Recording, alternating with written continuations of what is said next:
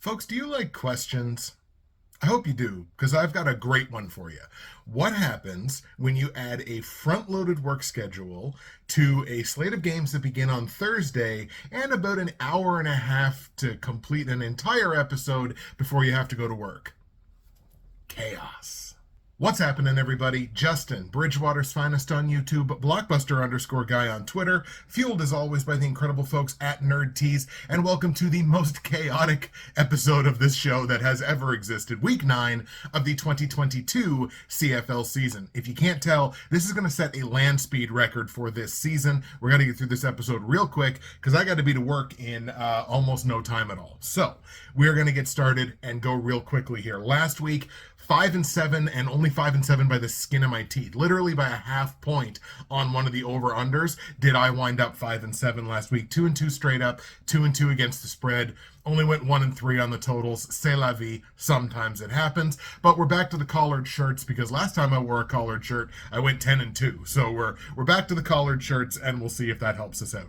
23-8 straight up, 21-10 against the spread on the season. Now only 17-14 on the totals. They're coin flips, but I mean, I could certainly be better on my totals. That's the area to improve on. But look, still 65% on the season. I'm still not sweating it too much. CFL Fantasy last week, 90.5 points for my CFL roster last week. So a nice bounce back performance. My first time over 80 in, I think, 2 or 3 weeks. MVP was Stephen Dunbar for the Hamilton Ticats. 5 catches for 102 yards and a receiving touchdown. Good for 21.2 points. And this was a really weird week where I had a good week relative to most other teams in the league, but I did actually fall back one spot in the official Atlantic Schooners CFL Fantasy Football League. Now in 11th place out of 47. The leader has 751.5. I have 680.2, which means I actually gained on first place by 18.4 points from last week. So the top really constricting there.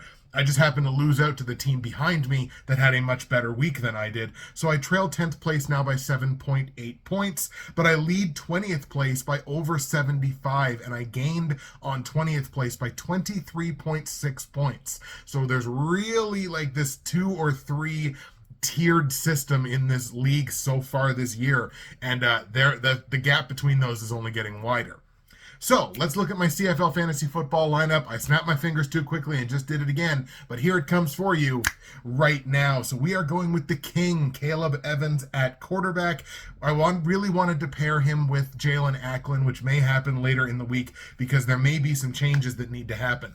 I am a firm believer that Kadeem Carey is not playing this week, and because of that, I'm rocking Peyton Logan there in my flex position. He's almost minimum value or minimum dollar at like $5,000 for running backs. So I genuinely think he's going to start this week, and it's just too much value not to play him there. But if Kadeem does wind up starting, then obviously I need to make a change there.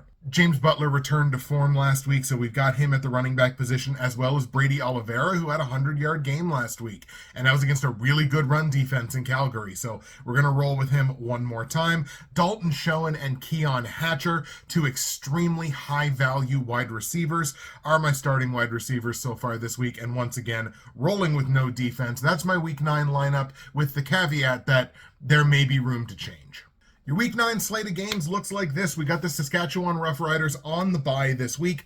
Winnipeg is in Montreal for the first of back-to-back games against the Alouettes. Calgary is in Ottawa to take on the REDBLACKS, first win of the season last week. Hamilton is in Toronto taking on the Ticats. Now all of a sudden, Hamilton taking on the Argos, Now all of a sudden, the battle for the top spot in the East Division. And Edmonton is in BC taking on the Lions. So we'll start in Montreal with that Winnipeg and Montreal matchup. Bombers now 8-0 on the season. This is going to be their 3rd straight road game, however, back-to-back road games for the Bombers. They extended their record to 8-0 with a 35-28 win in Calgary last week against the Stampeders. Just another great football game. I could watch these two teams play every game, every season. Like, these two teams are fantastic and play each other exceptionally well. Examining the do's and don'ts, which is kind of what I want to do a little bit this week. In terms of Winnipeg, it was a win-win. They started the game on time. They led at the end of the first quarter. They led at the end of the first half. The first couple possessions were kind of touch and go, but they geared it up pretty quickly. And Zach Collaros was huge. Attempted 30 passes, needed to be better there. Completed 23 of them, 270 yards, 4 passing touchdowns. Collaros was on his game. And look no further for the X factor for the Blue Bombers. Collaros leads the CFL in passing yards, 15 touchdowns to just 6 interceptions, so he's being smart with the football. The number 2 pass-efficient quarterback in the CFL and has led touchdown drives on 20.4% of his drives so far this season. Those last 2 categories, he is second only to Nathan Rourke across the CFL. Alouettes 2-5 now on the season, dropping that game in Hamilton last week 24-17. They probably needed that one real bad, considering they're heading now into back-to-back games against the back-to-back defending champs. In terms of the do's and don'ts, 50-50 for Montreal. They got out-sacked 5-0. I said they needed 5 or more sacks to win that game last week. They wound up getting 0 and giving up 5 against their quarterbacks, which is not good. But the defense did manage to hold the combination of Dane Evans and Matthew Schultz to just 250 yards passing and only 1 passing touchdown. So it was a mixed bag for the Alouettes in that game last week. Their X factor is that combination of Trevor Harris to Geno Lewis. Geno is the second most targeted wide receiver in the CFL behind only Kenny Lawler. I think he's also the number 2 receiver in the CFL in terms of receiving yards. So that combination of Trevor Harris to Geno Lewis in those important clutch situations, you know where the football's going if it's in Trevor Harris's hands. I'm of the firm opinion here that glass cannons don't tend to beat juggernauts very often. I've described Montreal as a glass cannon, and I genuinely believe that.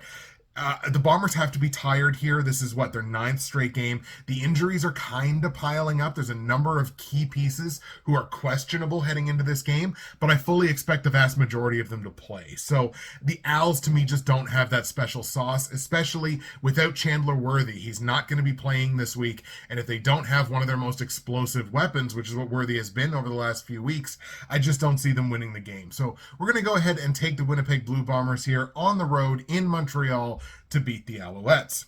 Now, Montreal is taking 5.5 points here as the home underdog. I think I'm going to lay the points on Winnipeg. It's under a touchdown, and the Bombers have covered 4 of 5 road games so far this season. This will be their 6th road game already this year, and you know what that means? It means down the stretch, lots of home games for the Bombers, which does not spell good things for anyone trying to catch them in the West Division. But I'm going to lay the points with Winnipeg here, minus 5.5. Total in the game set at 47. It was kind of a bizarro last week where you had the Owls stay under the point total and the Bombers go over. You would have expected those things to be inverted. But I'm going to play the odds here because 47 is just such a low number when the game includes a team that's a glass cannon. So we're going to go ahead and take the over in this one. Over 47 points in Winnipeg, Montreal. Let's go Bombers 31, Alouettes 23. Let's go to Ottawa now for that Calgary-Ottawa game. The Stampeders coming into this game now 4-2 on the season. Losers of 2 consecutive games, both of those games against the Winnipeg Blue Bombers. They dropped last week 35-28 against Winnipeg. That game was in Calgary. Once again, this game was so close. This Stampeders team is capable of beating the Bombers. They might be one of the only teams in the league that I think are outright capable of beating the Bombers. Calgary is on that list. They can beat that team. In terms of the do's and don'ts, it was a win-win as far as I'm concerned with the Stamps. Kadeem touched the ball 18 times, had 124 all-purpose yards, 2 rushing touchdowns, and they had a lead in this game with 5 minutes left. It was a win-win for me. They stuck to the same game plan, or a very similar game plan that they had 2 weeks ago when they, again, almost beat the Bombers. They were that close to being able to beat the Bombers, and they did it again. So they stuck with the game plan. Kadeem was very involved, although now Kadeem's not practicing, so that's going to be obviously a big question mark moving forward, but they stuck with it. As far as the do's and don'ts go, I thought it was a win-win. The X factor for Calgary, look, it's Kadeem. Again, in a season where Bo Levi-Mitchell has been average, I can't say that Bo has been exceptionally good this year. Calgary's still 4-2, and that is on the back and the legs of Kadeem Carey, averaging 6.5 yards per carry with 5 rushing touchdowns so far this year. He's the X factor. Does he get on the field? It's also very vindicating to be someone who for weeks has been saying that Ottawa is better than their record. The Red Blacks picking up their first win of the season, 23-13 in Toronto against the Argos. Hey, first win, it has to feel great. As far as the do's and don'ts go for the Red Blacks, they were 50-50 on them.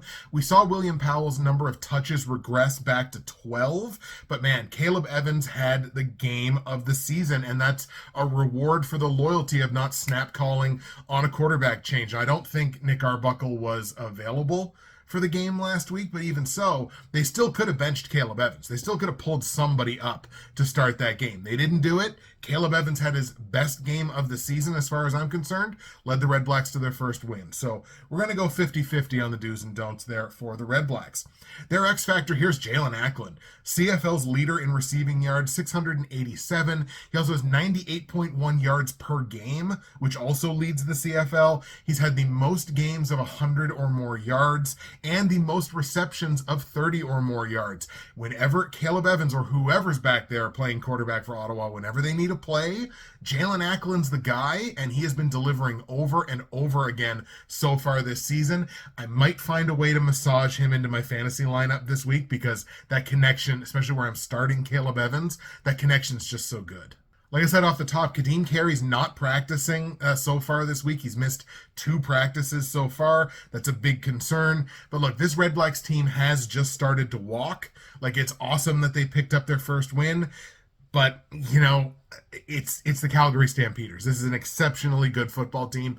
Keep an eye out for a letdown game, maybe after those 2 very highly emotional games against Winnipeg. Keep an eye out for a letdown here, but I'm going to go with the Calgary Stampeders on the road in Ottawa to pick up the win over the Red Blacks. Calgary gets the win. Now, Ottawa is taking 5.5 points here as a home underdog, just like Montreal are against Winnipeg. And once again, same reason, I'm going to lay the points here on the Stamps. The Red Blacks are not only winless at home, but they have not covered against the spread at home yet this year, and it's under a touchdown. So I think I'm going to go with the Stamps regardless of Kadeem Carey's playing status. Let's lay the 5.5 points on Calgary. Total in the game here set at 50. I don't love this number either way, but they're a combined 5-2 to the over since week 5, these two teams are. And I would have liked this somewhere closer to where the line opened, which was like 46.5. But it's already moved all the way up to 50. I'm going to grab it now. I do think it goes a few points over. It doesn't fly, but it'll go over, I think. Over 50 points in Calgary, Ottawa. Let's go Stamps 30, Red Blacks 23. We're going to take an exceptionally short period of time this week to shout out my great friends and sponsors at Nerd Tees. You know the promo code, it's BW Finest. You know the free shipping in Canada on orders over $100. You know the great conversion rate on the US dollar. I do have to pass along a little piece of news. If you're gonna make an order from Nerd Tees, which I highly suggest that you do, just like the Black Forest cake, which I am enjoying once again this week, I felt like it needed some redemption after last week. If you're going to order from nerdtees.ca, you got to get that order in the next couple of days, because I believe from the 7th to the 20th, their physical location is going to be closed. They're not going to be fulfilling any physical or online orders. We're giving Ruby a little bit of a break here because she is moving to a new physical location, but they're going to be closing up shop around the 7th for a couple of weeks. So if you want to get an online order, get it in as soon as you possibly can. Nerdtees.ca, promo code BWFinest. Find yourself something to love, or find someone you love something to love. You can do it at nerdtees.ca. All right, back half of the week, and we are just flying along here, aren't we? The Hamilton Ticats in Toronto taking on the Argonauts. Hamilton picking up their second win of the season last week, a 24-17 win against Montreal. The game was in Hamilton. And don't look now, but the Ticats have won 2 of their 3 games since coming out of the bye, and they're now just 1 game back in the East. In fact, this game will basically decide who has the inside track. These two teams play each other 4 times in the next 5 or 6 weeks. So that's definitely going to decide who wins this division. If Hamilton lands the first punch here this week, we got ourselves an even foot race. In terms of the do's and don'ts, win-win for Hamilton, man. I wanted to see more of the defense that they showed the previous week. That defense generating 5 sacks, an interception off of Trevor Harris, 12 pass knockdowns in the secondary. They also allowed 0 sacks and ran the ball very effectively.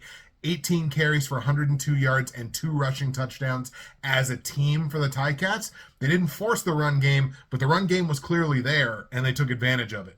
Win-win as far as I'm concerned. And if you're looking for the X factor here for the Ticats, it's got to be momentum. They are de facto the hottest team in the East Division. They've got momentum on their side. They know that they catch the Argos with a win this week.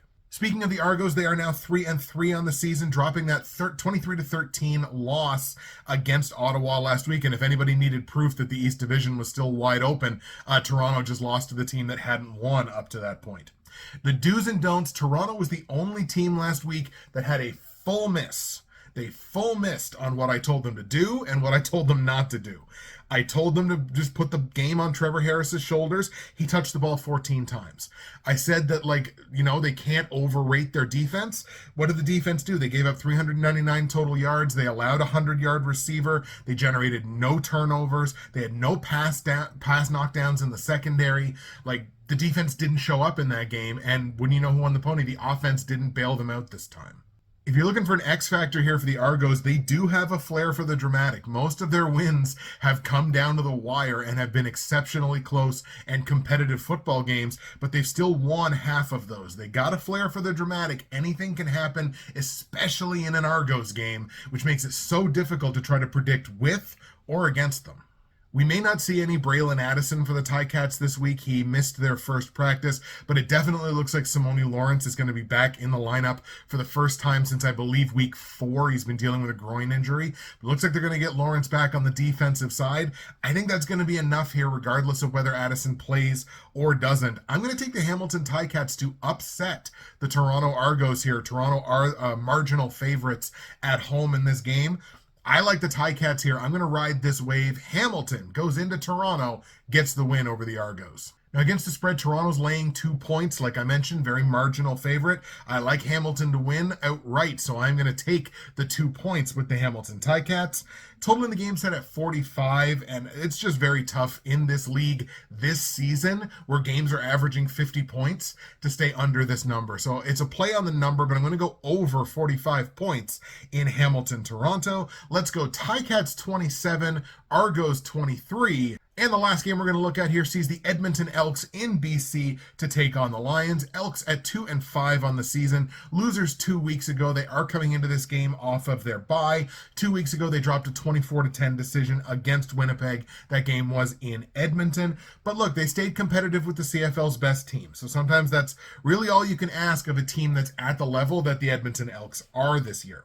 So I'm going to give them the do's and don'ts treatment because I didn't get to give them a do's and don'ts last week. So if you're the Edmonton Elks, do find out what you've got in Malik Irons. He looks like he's your number one now, because I don't think there's any other active running backs on the roster, or if there are, it's a rookie. It's somebody that's got very little or maybe no CFL experience. The Lions do have the number 2 run defense in the CFL, but Irons has a career yards per carry of 4.4. Malik Irons isn't a nobody here with the ball in his hands. I want them to see what they've got in him. I want them to give him a high volume of carries and touches. He's good in the receiving game as well. He needs to touch the football quite a bit in this football game. I want them to work towards seeing what they've got in Malik Irons. They might have a guy. And if you're the Elks, don't hesitate to explore all of your options at quarterback. It doesn't look like Trey Ford is going to be ready to come back this week, but Kyle Loxley is, I would say, a fairly good bet to play. I would like to see him get a number of reps at quarterback here. You know what you've got in Taylor Cornelius. You know what his ceiling is, and you know it's not often that he's going to get to that ceiling. You don't really know what you have in your other guys yet. So I would really like to see Kyle Loxley get a good look here at the quarterback position, assuming he's healthy enough to play. And I'd like to see the same in Trey Ford as the season moves forward.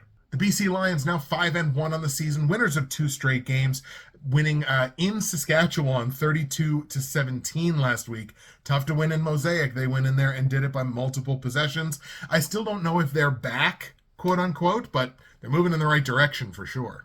In terms of the do's and don'ts, Lions were 50-50 last week. They didn't really stretch the field. I think Nathan Rourke had 3 completions of more than 20 yards, where less than half of them were yards after the catch. So, Yeah, yards after the catch count, totally, but he's not exactly throwing the ball 30, 40 yards downfield. I thought they could do a little more of that, but turns out they didn't have to win the game comfortably. Rourke playing a clean game, man. He wasn't staying in his head. He played a very clean, a very Nathan Rourke-like game this season. 82% on his passes, 336 yards, 2 passing touchdowns. He added a rushing touchdown on 20 yards with 8 carries. That was a Nathan Rourke football game right there. So it's nice to see that the concerns that he may have had with himself, he seems to have moved past. If you're looking for an X factor with the BC Lions, I mean, there's so many of them, but I really want to spotlight that defense. This offense gets all the glory, and understandably so. You got Nathan Rourke, you got Lucky Whitehead, you got Dominique Rhymes, you've got Keon Hatcher, who's been a revelation this year. James Butler's been so good. The offense gets the glory, but this defense is top 2 in terms of scoring defense, net offense against, yards per play against, time of possession, run average, pass average. This is an exceptionally good defense that's been built here in BC. This team's obviously a Grey Cup contender, and a lot of that is on the back of their defense.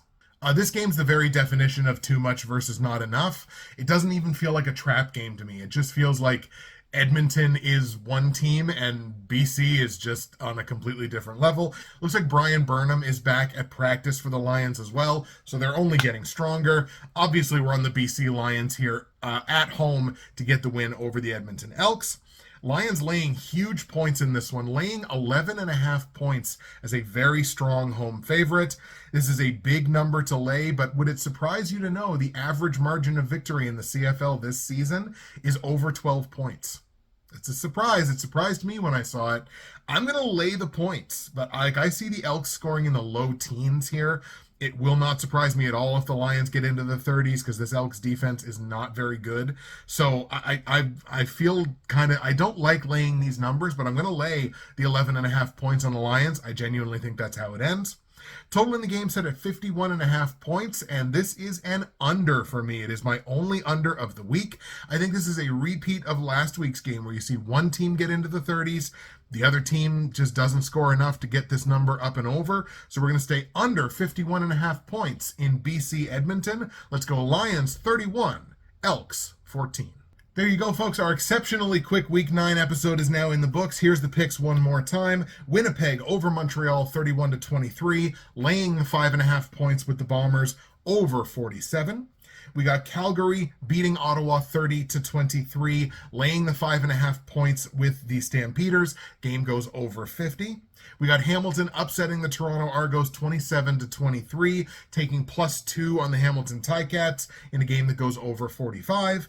And we got the BC Lions 31-14 over the Edmonton Elks in BC, laying 11.5 points on the BC Lions. Game stays under 51.5. Thank you so much for watching once again. I'm off to do a little bit of editing on here, and then I got to get my butt to work. That's it for me, Justin, Bridgewater's Finest on YouTube, Blockbuster_guy on Twitter, fueled as always by the incredible folks at NerdTees. Thank you so much for your patience in me getting this episode out. We hope for better things this week, and we will see you again in Week 10.